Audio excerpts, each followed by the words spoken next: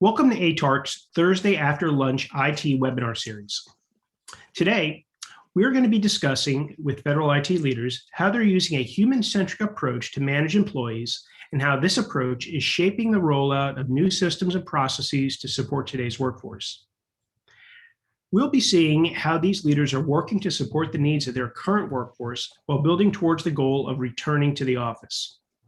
We'll also be addressing employee concerns as they relate to cyber safety, access to technology, and interaction with colleagues. My name is Jonathan Albaum, and I am the Federal Chief Technology Officer at ServiceNow, and I'm going to be moderating today's panel. I want to begin by welcoming all of our attendees today. ATARC would like to give special thanks to Connie Coleman and the rest of the ServiceNow team, truly a great partner to ATARC in getting today's webinar planned. This afternoon, we're going to hear from our panelists, which will be followed by Q&A, where we will pop in a few poll questions and then be able to answer any questions we get from the audience. Before we begin, I want to encourage the audience to submit questions of your own in the Q&A section of the platform. We'll be going through these questions throughout the panel, so please send them in as we go. I'd also like to encourage everyone to answer the poll question so you are eligible for CPE credit. Now I'd like to go ahead and introduce our panelists. I'm going to name each of our panelists, and as I name you, I'd like you to come off mute and provide us a little bit of introduction on who you are, your agency, and your role. Let's begin with Sherry Van Sloan.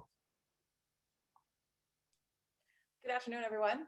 I'm Sherry Van Sloan. I am the Assistant Director of National Intelligence for Human Capital at the Office of the Director of National Intelligence. And my role really is looking across the 18 elements of the IC to think about ways to better our human capital posture, right? So that whether that means new technology, new policies, new legislation that really enables the 18 elements to do this work better, to attract and retain that critical workforce that we need. So it's really kind of more of a strategic role that I play, my office plays. We're not running HR functions specifically for one element. We're really looking across the whole to find out ways we can do things collectively better where it makes sense. Thanks, Sherry. Now, Clarence Baker Jr. Good afternoon, everyone. I work at the Department of Health and Human Services in the Office of Human Resources, HR Systems. My role is I'm the Program Management Officer for HR Modernization within OHR and across the enterprise. And so the two primary roles under HR Modernization is just that, modernizing HR and everything that we do in HR through technology, and also shutting down legacy systems as we go along. Thank you, Clarence. Next up, Trent Frazier. Yeah, good afternoon, everyone. My name is Trent Frazier. I'm the Executive Director for National Campaigns in the Office of Academic Engagement with DHS headquarters. I'm also the Acting Associate Director for School Safety with CISA on joint duty assignment. And primarily right now, I think I'm focused on the human factor side for workforce mobilization and what we're doing to take all of the interesting ideas we have about design for space and technology and integrate that with better workforce practices. Thank you, Trent. Alex Rowan. Good afternoon, I'm Alex Rowan. I work for the Federal Emergency Management Agency under the Federal Insurance and Mitigation Administration. My team is responsible for all support functions from acquisition support to records management, Freedom of Information Act, as well as human capital. Thank you, Alex. And last but not least, Martin Stanley. Hello, everyone. Thank you for having me here, Jonathan. My name is Martin Stanley. I'm the branch chief for strategic technology at the Cyber and Infrastructure Security Agency. Our focus is 3 to 5 years out for technology to support the mission. We've just released our strategic technology roadmap overview publicly, which details our capability demands and forecasts that's out there. Obviously, CISA has been very involved in the pandemic response and also helping with federal network security and critical infrastructure protection during this difficult period. Thank you, Martin. Before we get into our questions for the panelists, I'm going to ask ATARC to put up the first poll question to kick us off. So on a scale of 1 to 5, how satisfied have you been with your agency's ability to shift to a remote workforce?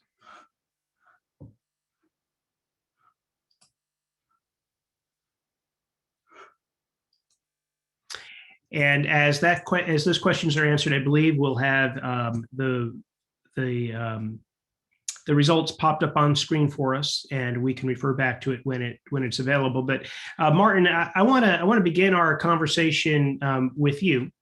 We note here that our poll came back that the shifting the remote workforce is 72% of people are satisfied or very satisfied. No one's not satisfied. Very few people are, seems to be disappointed. So it appears like a year after the pandemic strikes, and we've been in this remote work environment now for 14 months or approximately 13, 14 months. We're comfortable and we're working hard.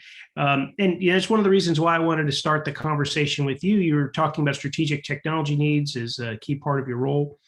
What kind of strategic needs emerged at CISA as a result of the pandemic? And what did you learn through the process? Sure. So, it's very interesting. I guess it was about a year ago that this all started, maybe a year and a couple of weeks. And I remember in the middle of March last year, in previous roles, I worked, with federal agencies, helping them to, secure their critical assets, their high value assets, as well as, their TIC assessments and getting their TIC infrastructure in place. Also, I worked at FDA running the security program. And during that period of time, I was getting these strange phone calls from people that I hadn't heard from, in years.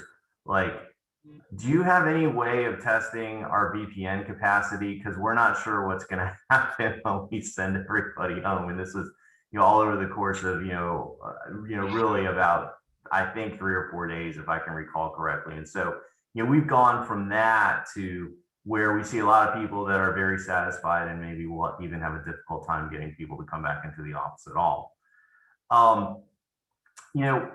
CISA's mission is more external focused. So, from our perspective, we were looking to help federal agencies to, move through this, into this new posture. So we did 3 updates to the TIC guidance. So the TIC 3.0 guidance came out.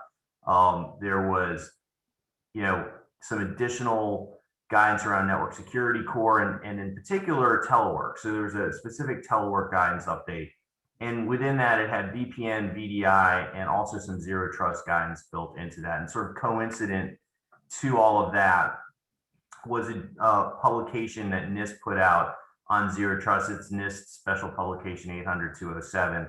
My colleague at CISA and our Office of Chief Technology Officer, Sean Connolly, worked on that as a co-author. So we've been doing quite a bit, to help agencies to adjust their infrastructure and ready themselves for the telework posture. And then, obviously we've got some other things to talk about, with respect to modernization. Sure, and we'll come back to that. I think I want to build on a comment I heard you make and ask Clarence this question, because you know it might be hard to get people to come back into the office. And Clarence, what does the future work model look like at HHS? Is it going to be hybrid in some way? Will you demand people be in the office 5 days a week? What do you expect to see? Clarence, I think you might be on mute, which is the catchphrase of the pandemic. You're right. I was on mute. I think that's a very interesting question, and I think that's going to be flexible depending on the office and your job role. I also think that right now within OHR, we're still 100% telework. So I think that's evolving. But we, right now, just like some of the challenges, when this pandemic first started, it was network capacity, it was software, the different types of social media we were going to use for meetings, et cetera. Did we have the right one? And so, of course, we got all of those straightened out.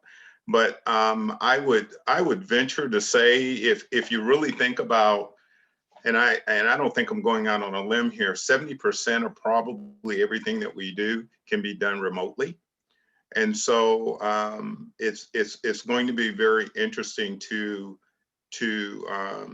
get people back in, once or twice a week, especially if you have been capable of performing 100% of the time, because everything is going to change. Okay, and what I mean by that is we have some unintended consequences. So by working from home, in the DC metro area, you got to know down the road, somewhere along the line, the transportation system is going to slow down.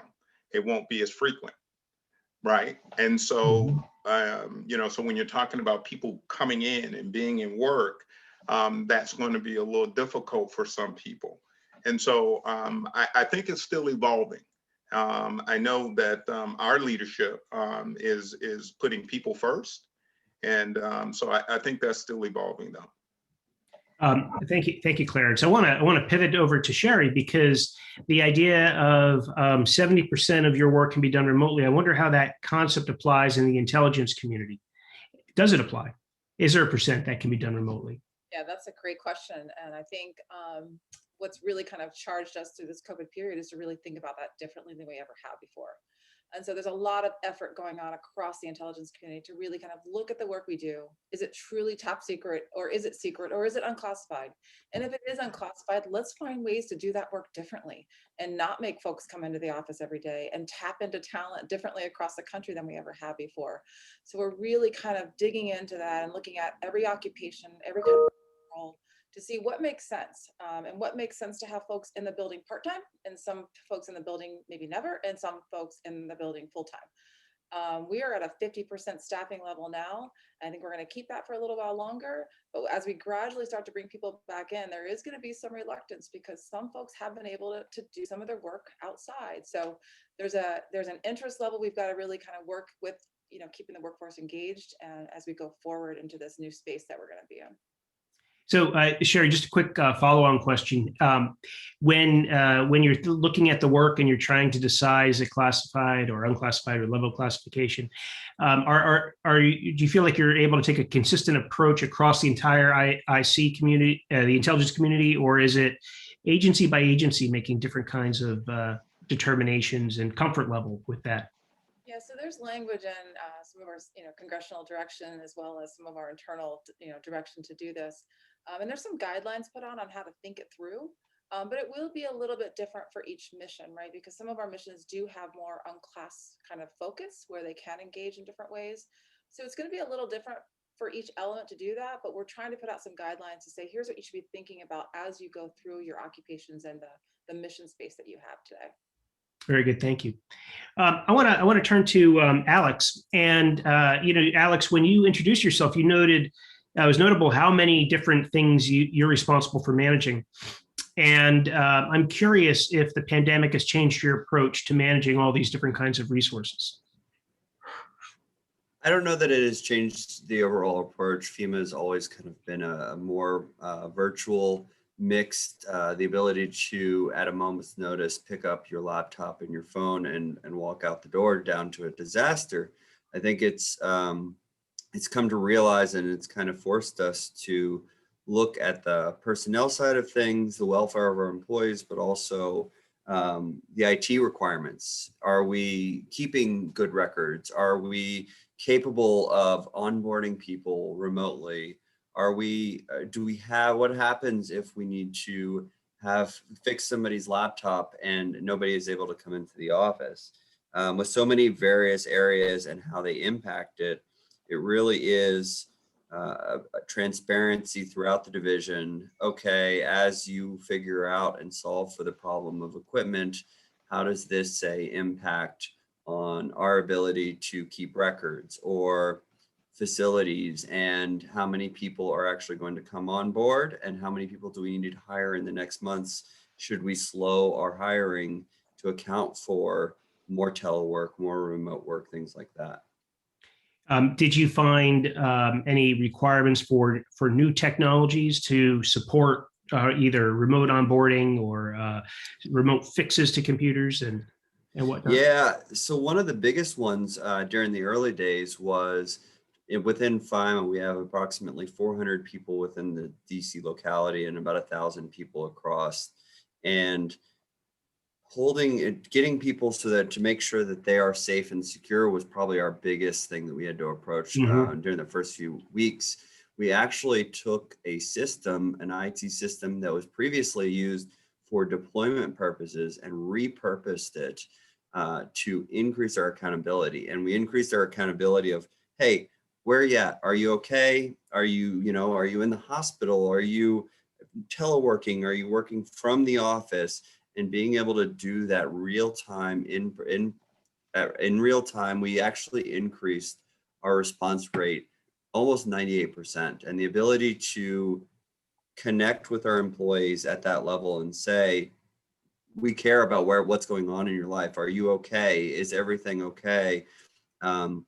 Is more than just an email message from the deputy administrator. Yeah, and we're all employees, so knowing that the people you work for actually care is, it does give you some stability. And you can think back a year ago, it was all a very unstable time. So I am sure people appreciate that you did that. I'm glad you were able to. And that leads us to Trent. And Trent, when we were talking, the other day, you were, I think, the most vocal about how these human factors, the soft factors, in some sense, are going to be really critical moving forward. I'd love for you to talk about your experience at CISA, making sure that people felt heard and that there was opportunity for for them to express their perspectives.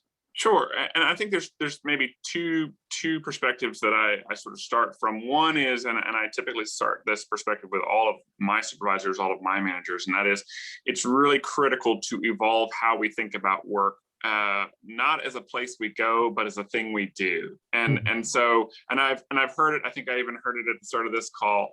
People will say, "What are we going to do when we bring employees back to work?" Well, the reality is they've been working the entire time. It's just we're bringing them to a physical location. And if we evolve our way of thinking, we can start to see that by viewing work as what we do, we view these other apparatus as tools to help our employees do their work, whether that's a physical space or a piece of technology or a business process. They're all just tools. And if we can evolve to see them as tools, then we can start to think about things like how to be purposeful when we bring employees to a physical location. So for example, we have employees that work in a number of locations across the country. When we want them to be at a physical office site, it's usually because we want them to participate in some in-person get-together that is facilitated by being at a physical location, whether that's a brainstorming session or a whiteboarding session or a teaming session. But we're purposeful about that. And we design the session to make it purposeful, to use that environment in the most effective manner. And then we send them back to their conventional work locations, whether that's an alternate work site or their home site, for them to perform their other responsibilities. And I see technology the same way. Now, one of the things that I think is critical is that we start to understand this from the second perspective. This is a huge change management effort. We have focused heavily on technology and physical design. We've talked a lot about policy and procedure. What I think is often missing in the conversation is the need to really dig in on culture and understand that for a number of employees, going to a physical location is part of their actual identity. It's become part of their work identity. I have an office, or I have an assigned seat, and I have a place, and I have an employee who sits next to me, or I have a staff assistant who sits right outside my door. Those are all parts of how we identify ourselves. And many times when we first start down this road, or with COVID, when we were forced down this road, what we find is the fear manifests itself as a kind of, I have to be here. If I'm not here, my employees aren't really working. That's really just a manifestation of a sentiment buried beneath the many layers about how we view our role in the workplace and what we think of as work. And so starting to explore how we can approach this from a change perspective and a change management perspective, so that, the example I've actually used on myself is the size of my office is not indicative of my status in the organization any longer. Because my office is, frankly, I have like 2 physical office locations that I rarely go to, and it means virtually nothing now. The flags that are there, no one sees. So at this stage, we have to rethink about those concepts of status and culture and identity and how they work together to bring the organization together and make it effective from a human perspective. Trent, I think that's a really refreshing perspective, and creates the opportunity to do a pause and rethink some of these things away from, do I have the right technologies? Do I have a protocol in place to let people physically go into an office and really slow down? And think about these other factors. As you were describing that, I saw Clarence smiling. I think he may have been connecting with what you were saying, Clarence. I just want to see if there's anything you want to elaborate on there. Well, yeah, I mean, I think Trent is absolutely correct. And I'll just make 2 points. One is you definitely have to have top cover, with the leadership. And I think our leadership with Blair Duncan being the Chief Human Capital Officer, Bahar Neil Khan being the Deputy Chief Human Capital Officer, and the partnership that we have with the CIO's office, and the CIO is Perrin Ashmore. That's key with HR to make everything happen. We have to have a strong relationship and leadership. But something Trent was saying, as a matter of fact, I wrote Trent's name down, because not only does there need to be a shift with what Trent was speaking on, but there has to be a mind shift of data, okay, and where data goes, and understand we can still protect data, but now with we have a ServiceNow platform, and now that data is customer facing. And so for the first time, the customer can see their data that's within the system, and can see what HR has on their with their data, versus that data being protected by a subset of people. And so that has created not necessarily challenges, but I would call them shifts in how we think about data, how we think about forms. Okay, is the form important, or is it really the data that the form is capturing? So there's been a lot of things. Our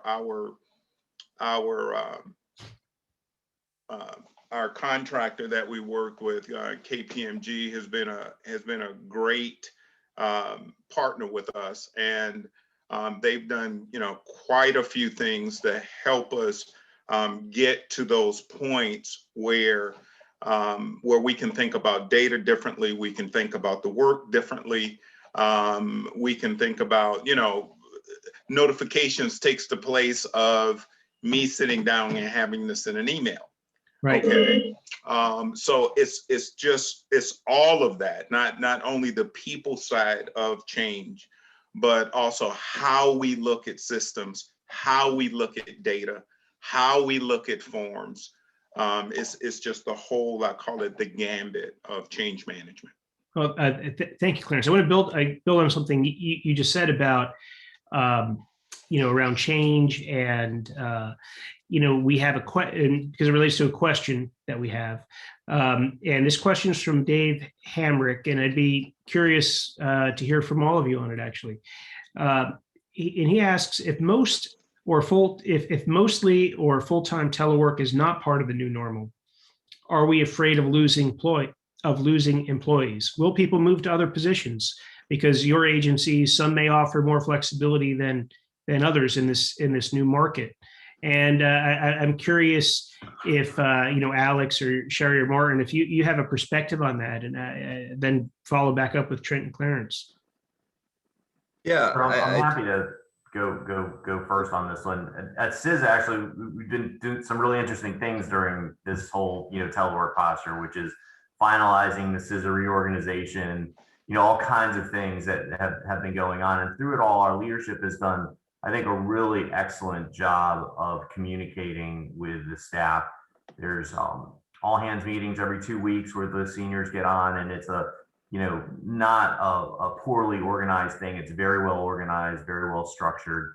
All the various leaders at the organization are presenting what they're doing, and we're talking about issues that come up in a real-time fashion, which I think lends a lot of credibility.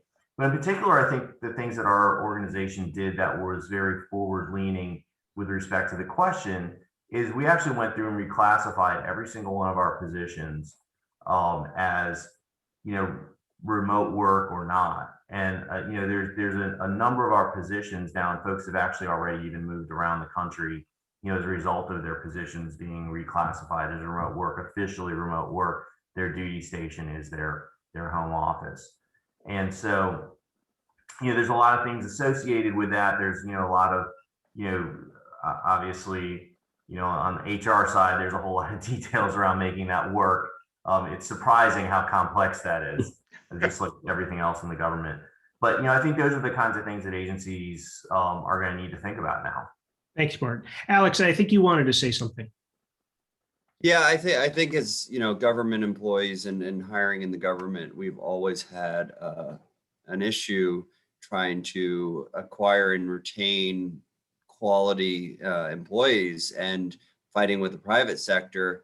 And so one thing we've had to do internally within FEMA is making sure that we're not fighting within ourselves. And as we start to develop these processes, we start to move to possible remote and telework offerings, that we don't have offices going 100% remote where other offices are going only telework or all in person. And really, we're trying to build an agency-wide plan so that we are building as FEMA, and then FEMA builds a plan underneath that, because getting these employees in, offering quality positions and opportunities has always been difficult. And if we start to battle within ourselves, I think that's going to be a very difficult thing to do, and cause lots of problems. Excellent perspective. Sherry, how does that apply in the intelligence community? Yeah, I think some of the same things Alex just said, but it used to be pay being the biggest detractor for coming into the government, and now it might just be telework. It really is going to be a major factor in the way we recruit and retain our workforce. I sit on the Federal Chico Council, and we're hearing this conversation, we're having this conversation just about every month when we meet, right? Because if one part of the federal government is offering more telework than the other, we're seeing jumpers already, right? Folks are finding those jobs where remote work is going to be the way of the future. And so I think the federal agencies are really trying to figure out how we can actually think about this together so that we don't have folks jumping from place to place to find those jobs, and to really be forward leaning as we're thinking about telework at large. For the intelligence community, it's going to be a little bit more difficult, but like I said, we really are trying to find ways to do work outside of the SCIF where it's possible. But that entails a lot of different approaches on thinking about new IT, new security, secure IT, new ways to access new types of buildings throughout the country. How do we partner with some of our folks we haven't partnered with before to have SCIF space, whether it be a university, a private sector partner, a military partner. So we're really looking at different ways to be able to do not just telework, but remote work. But it's something if we don't think about it now, we're going to be hurting even more in this competition for talent that we have every day.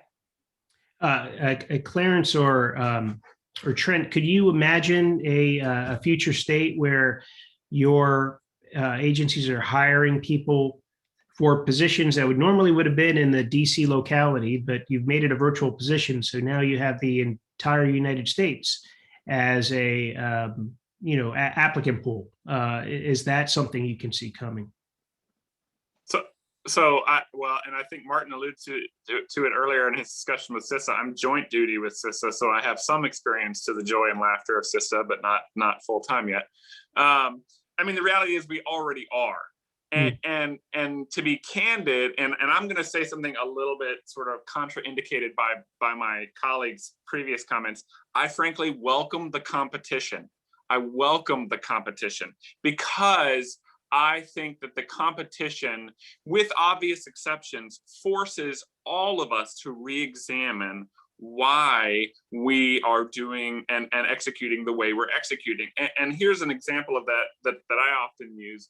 When I managed a workforce mobilization project a long time ago, and when we first started down that road, we heard a lot of the same concerns, some of them legitimate, others less so, about, hey, are we going to be sort of stealing from each other if you're more flexible in your execution of telework or remote work than I can be? The reality, with some exceptions, there are certainly instances where an organization can't have the same degree of flexibility, and the intelligence community is an obvious example of that. But a lot of times what we were finding was that there would be managers that would say, look, if you're more flexible and I'm less, you're more competitive, and that's not fair. But if you really unpack that, your follow-up question should be, well, then what's preventing you from utilizing the same capabilities that this other organization is utilizing? And in many instances, what we would find are organizations that were essentially allowing reluctance to decide when they would stretch, how far they would stretch themselves. So to some degree, I think I welcome the competitiveness, because I think it does force a hard re-examination for how we're utilizing these tools and resources. And honestly, and I think this is probably, I hate to use generational because it's an overused sort of trope in discussions about human resources and capital. But honestly, especially with the generations coming into the workforce, we are all facing the same competition with the private sector already. I mean, there are a number of instances where we have lost candidates to work environments, not because of salary or stature, but because of work-life flexibility, and because of the opportunity to live in a location where maybe you don't pay half your salary in property taxes, or you don't lose most of your money trying to buy a house. And that lack of competitiveness is really going to burden us in the long run. That's a good point again. And I think I like the way you're thinking about this, Trent, because it's not the we got to have a policy, and we need to have the technology to implement it. There's very much an encouragement to think more broadly, and I think that gets us to a better place ultimately. So I certainly appreciate the perspective. I want to ask if Adar could put up another poll question. I'm going to ask for poll question number 3, which is, while transitioning to a remote workforce, what was the most challenging thing your agency had to overcome? And I'd love to see how people answer this, because I think it relates to some of the capabilities we'll need to see in the different agencies in order to do what you're all suggesting.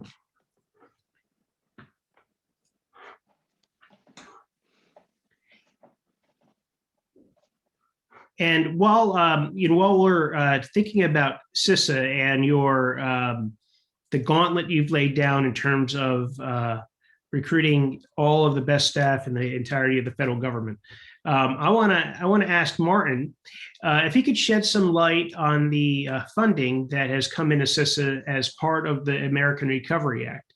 It doesn't sound like there's $650 million that coming into the agency, which also is conceptually something attractive if you're looking at a new agency to work at, and there's a lot of opportunity to do big things with that money. Sure. So, obviously we're very grateful for the funding. It's just part of this act, though. It's not a year over year increase. So this is going to be a down payment on modernizing some of our legacy programs like NCPS and Einstein, and also putting in place some capabilities which are needed and to be accelerated, obviously, after some of the events that have occurred over the last couple of months, in particular, endpoint detection and response, scaling our incident response capability. We have an incident response capability, but when there's a lot of folks that need it, we're challenged sometimes. So, I think it's going to be good to have it for that.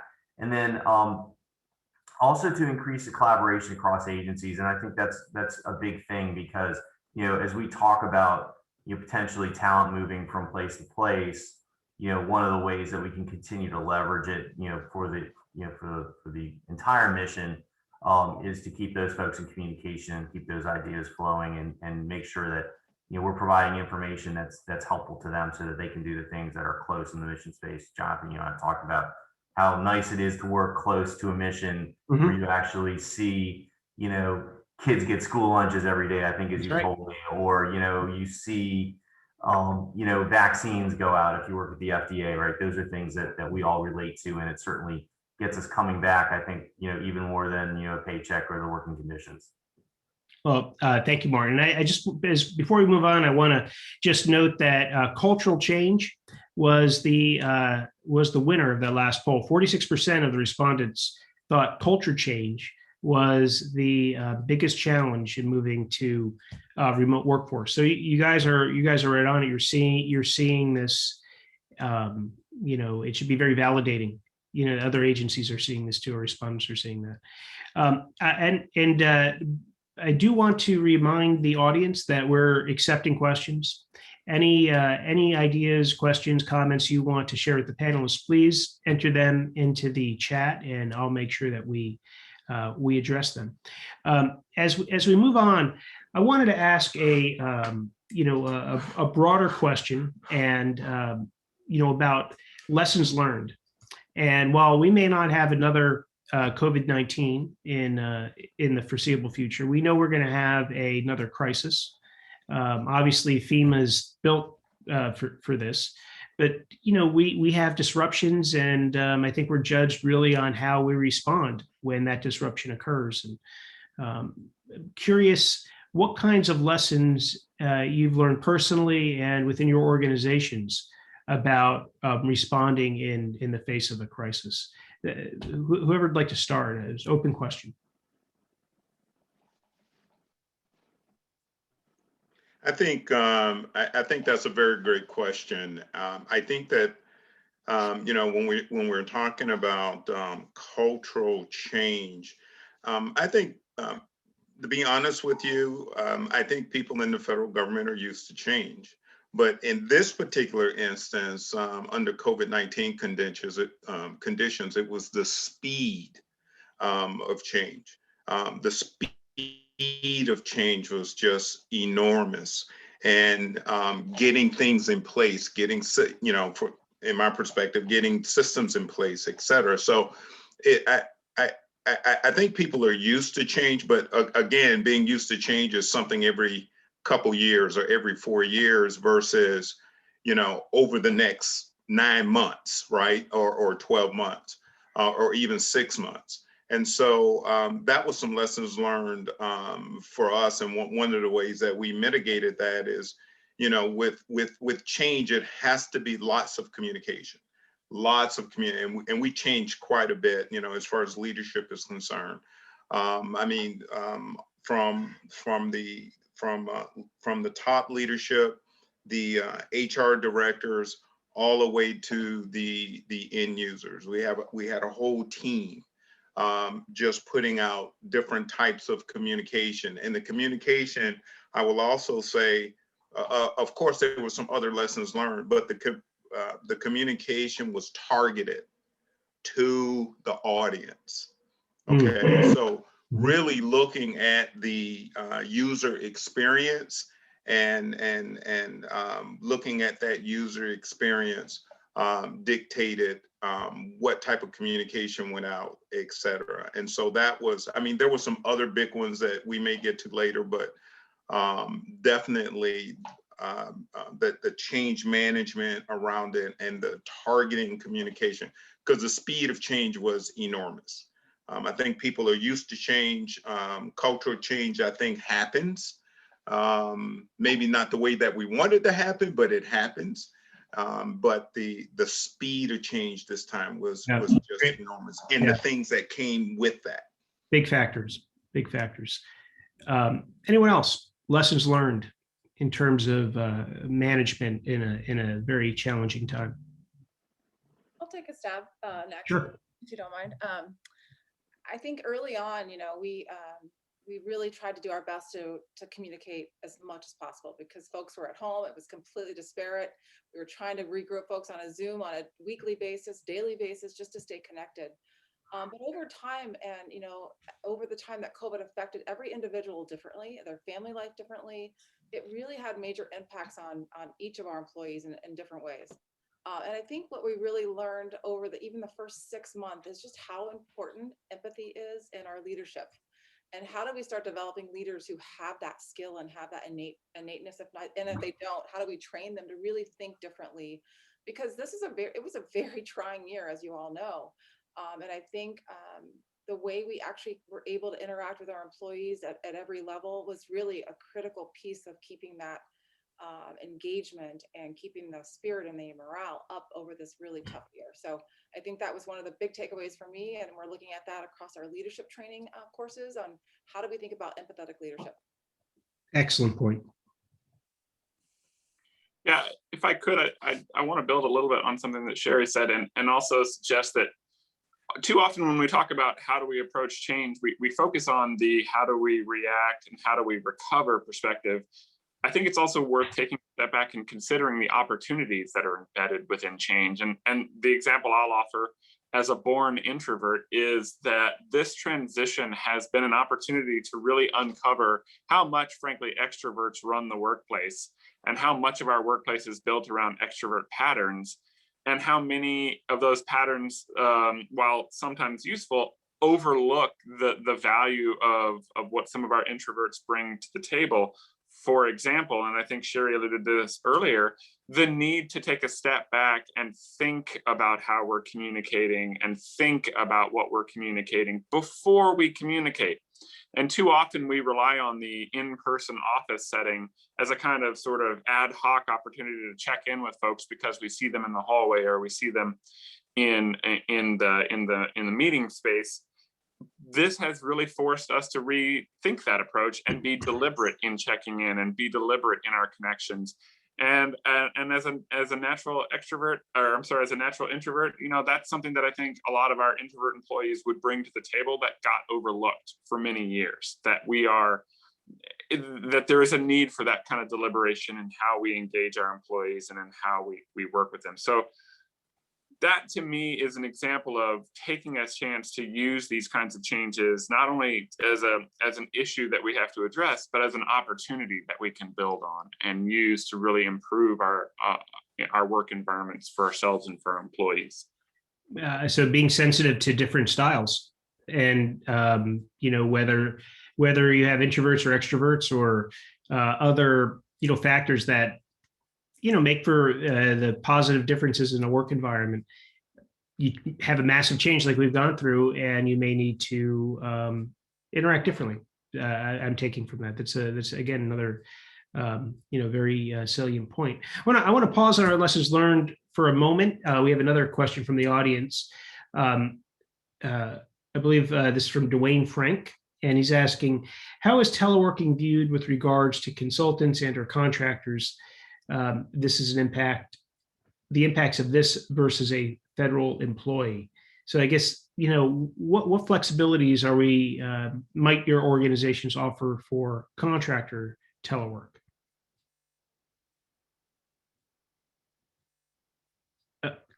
Clarence, if you were speaking, you need to unmute there. This is Clarence. It's people first. And when we think about the work and can the work get done being remote? Okay, if the work can get done being remote, then of course. But yeah, that's how we think about it. Now there's some other challenges with that, but you work through those. Like, some of the contracts say a contractor can't work until they've been adjudicated. They can't work on any government projects or whatever until they've been adjudicated. They have to have GFEs. So you work through those. If they fall off the contract, then the GFE has to be, returned. But as far as the work is concerned, as long as the work is getting done, we don't have a issue. I've heard it said it's about people, not places. You said people first. It's and that stuck in my head from another conversation I was in. That's right. Recently. Jonathan, for the intelligence community, just real quick, I know we have a rather large contractor workforce, and we really have that as an augmentation of our workforce, right? And so it made us really look at the way we write our contracts and the language we use in those to talk about where workplaces are and if we have to be that specific. So it's forced us to really go back, redo, and look at that language we're using in our contractual agreements, because I think it's really hindered us in the past to not be able to be more flexible in the way the work gets done. So I think it was a big eye opener for all of us with our contractor workforce. Mhm. Yeah, great point, Sherry. I just want to add another element into the conversation around technology. It's come up a few times. Clarence, you may have talked about it a little bit too, being with the focus on data, but this idea of digital transformation, and that term to me means that we have connections between our systems and our data, and we can access the data we need when we need it. We know what the data is, so on and so forth.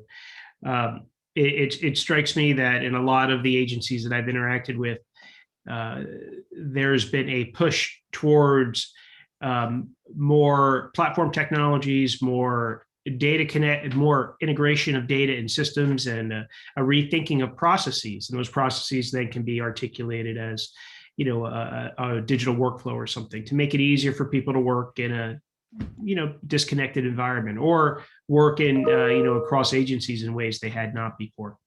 I'm curious if any of you, beyond the points Clarence made on employee data, are seeing that and feel optimistic about that continuing as we move on as a government. So I'll chime in, but obviously I talk a lot, so I'll apologize also. I mean, one of the things I think this is really forcing us to re-examine is how we deliver services to our communities, to our citizens. And one of the things traditionally in the past that we focused on, as an example, is a lot of instructor-led training. So we'll deploy people out to locations, bring people together, and provide whatever training we're examining. We didn't really examine the question of whether instructor-led training was the best delivery model. We just did it because it was sort of the traditional delivery model. What we've learned through COVID is to have to take a step back and think about how we deliver training to broad communities when we may not have the ability to put them in the same room, or frankly, to send our instructors out. And that's opened the door to self-paced training, to training using new training techniques and technologies like learning management systems, and starting to think about how instructor-led, self-paced, virtual, in-person, all of these factors can be used in different ways to deliver a broad curriculum at different segments to a large population. And that's just one example, but I think when we talk about digital transformation in government, that's a necessary example, because we have to think more credibly now about how we use technology to either supplement, or in some cases even replace, human delivery for specific kinds of services, and use automation and intelligent systems to deliver those services in a more efficient way that frankly could continue despite having federal employees in the workplace or not, so that those resources can continue to be made available and the support can be provided where appropriate. So I want to ask Alex to jump in for a second, because to me it feels like a lot of what you're responsible for is service management, across these different technology stovepipes and facilities and personnel inside your organization. Is delivering. How do you anticipate delivering services into the future? To be honest, I think we have for the past year kind of drank from the fire hose of IT and IT requirements, trying to figure out what are all the things that we can bring IT-wise and data and all of the information to people that previously may not have utilized data and systems in IT. I think we're now adjusting to more balance, right? It's because the acquisition process and the IT process is what comes with IT is great, but I think it's finding that right balance, looking at processes and saying, okay, or we're uploading this data and this information through SharePoint. Well, is that the right information to be putting out to people? Is there other ways to connect systems, maybe indirectly, or maybe there's a data quality issue that we need to look at. And I think it's given us an opportunity, because we're kind of forced to take from that fire hose of, hey, what are our processes? Are we doing things the right way? I mean, we were still doing wet signatures in areas, and it's basic things like that. And maybe that was a good opportunity for data, or not data, for digital transformation and using digital signatures. But maybe there are other areas where maybe we just don't need to be providing that data. Is that the right data? And taking the time and taking a step back now that we've been in this situation for a little while. Right. So you had the chance to rethink and re-examine processes.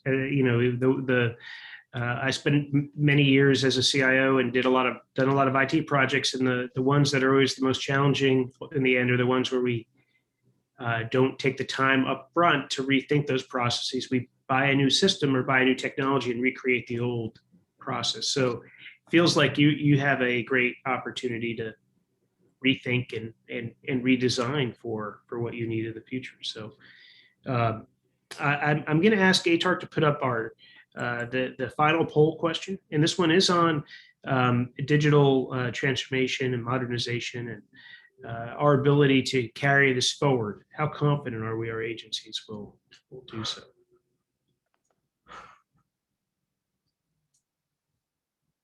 Now, be interesting to see where the numbers come out. But if you look at what the Biden administration has done with the American Recovery Plan and the amount of IT money and the Technology Modernization Fund, $1 billion, plus the money in CISA and elsewhere, and more IT money and modernization fund money in the president's budget. The administration's intention, I think, is to continue. But it's interesting that our audience, is only moderately confident was the leader, but extremely confident, very confident, maybe a little more than half. So will this continue? And I think it will, but the challenge is going to be sustaining it in a period where we don't necessarily feel the pressure of a pandemic. And that's a leadership question. And will agency leadership follow through? It's an open question, I guess. But I'm optimistic based on the administration's intention, where we'll see a lot of things happen. I do want to refer to another question that we received in. Sherry, this builds off of your comment about empathetic leadership and the right kind of training to bring out empathy in leaders. So what steps are agencies taking in improving leadership empathy? And I'd add to that, have any of your agencies talked about this concept prior? So I think, like I said, it was kind of an aha for us over the first 6 months of the pandemic. And what we've done, we've taken that and we're working with our Chief Diversity Officer of the IC and really taking this to the heads of those elements across the 18 elements to say, what can we do collectively? Is there a leadership module that should be plugged into every core leadership course running across the community? We've got a couple of cross-cutting leadership courses that invite officers from all over the community to train together in a way that kind of makes them think about the IC writ large at an enterprise level. So we're really trying to drive in some of those empathetic leadership values and core values of the IC into that kind of training module. But I think it's a piece that's missing. And as we talk to the different elements across the IC, I think it's resonating with everyone. We've talked about it with our most senior leadership across the IC. And I think this has really just opened our eyes to how important that is to staying engaged with the workforce and really to understand, diversity writ large.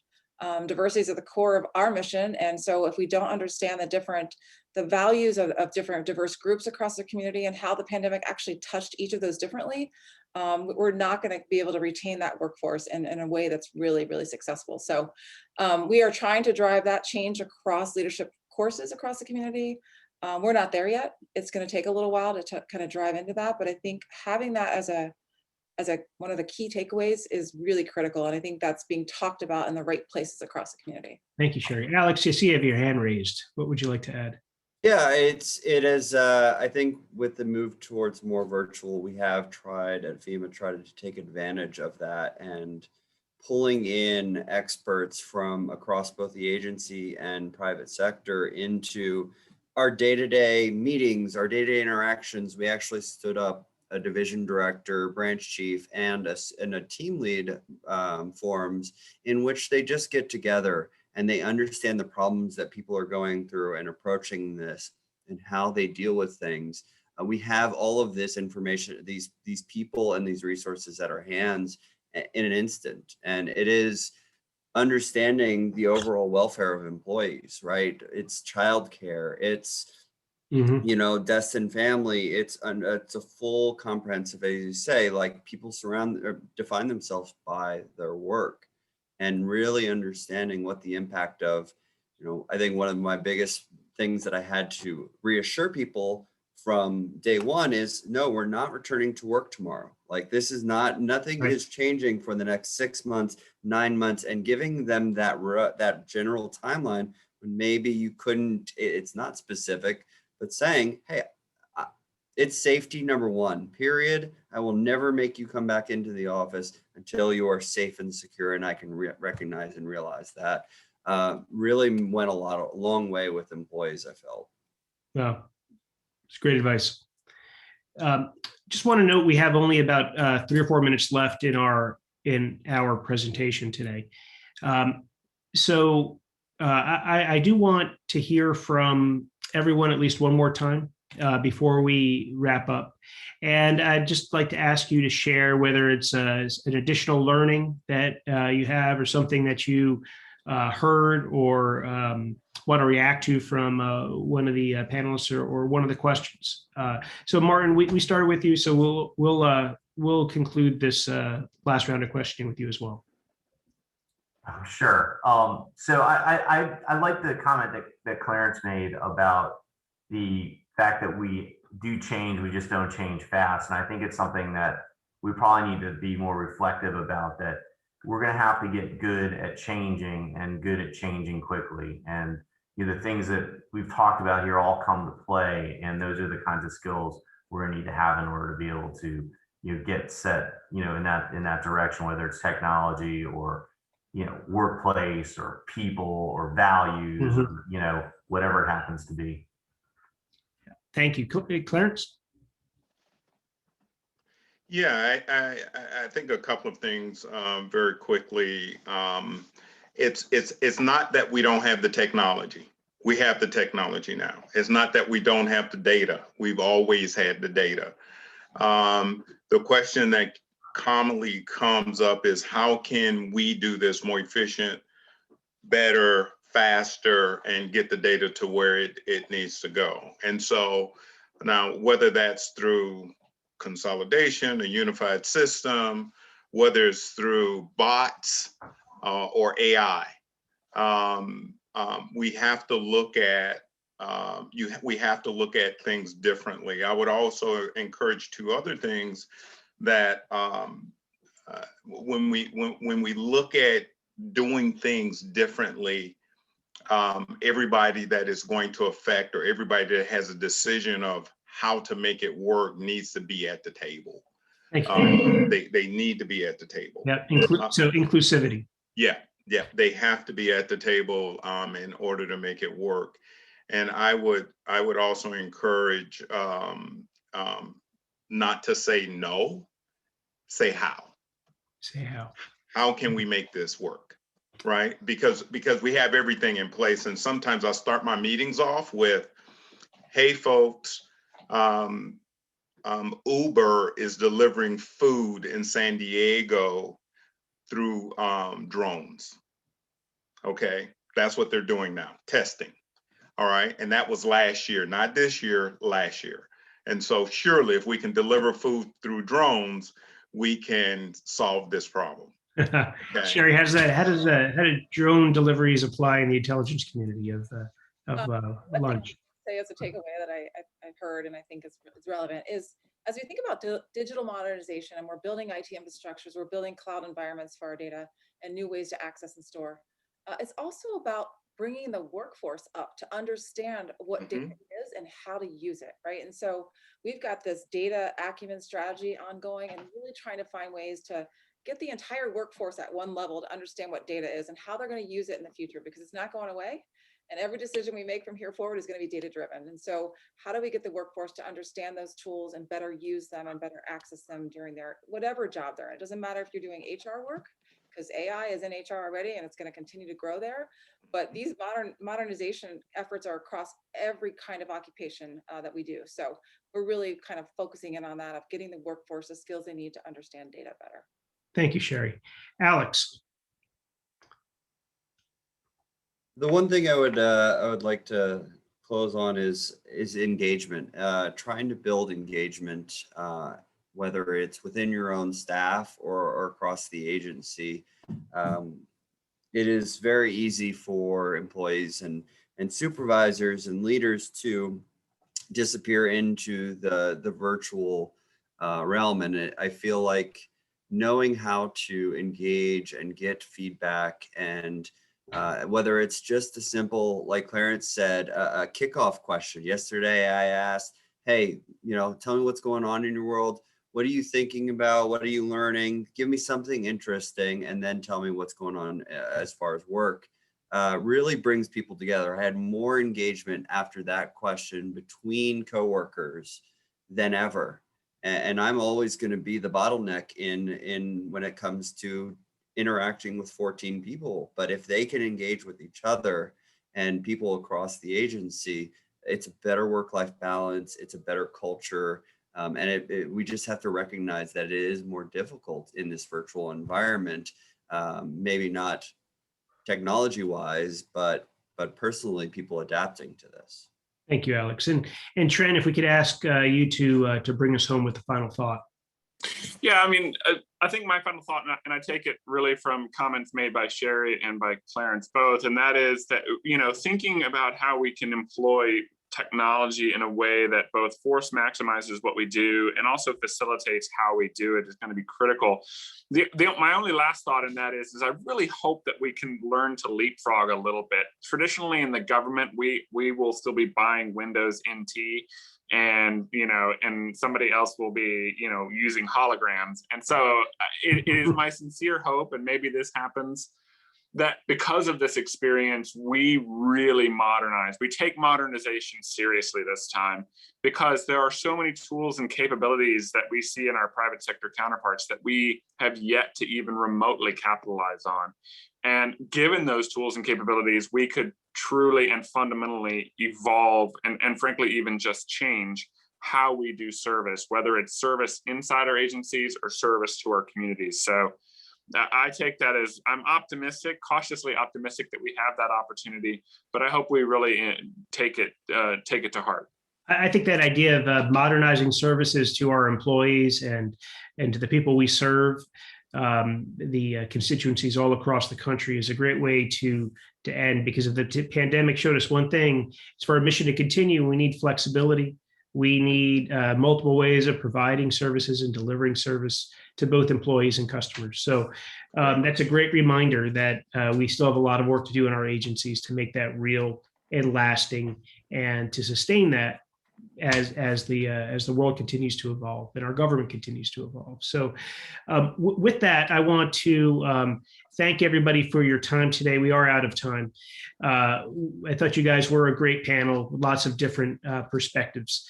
And I'll take from this idea of slowing down to make sure we can talk to our employees, understand what they need, and being inclusive, engaging, thinking about data. So a lot of great points for all of us. My colleagues here at ATARC want to thank my colleagues at ServiceNow for their partnership for this webinar. I think this was one of our best so far. So I know next week, ATARC is going to be, and FMG are going to be hosting a 5G symposium that you can see up here. The Federal Mobility Group and ATARC 5G Government Symposium on April 20th from 9:30 to 12:30 p.m. So we hope to see you there. Thank you for attending, and I hope you all have a great rest of your day. Thanks again. Bye. Okay, thank you. Bye.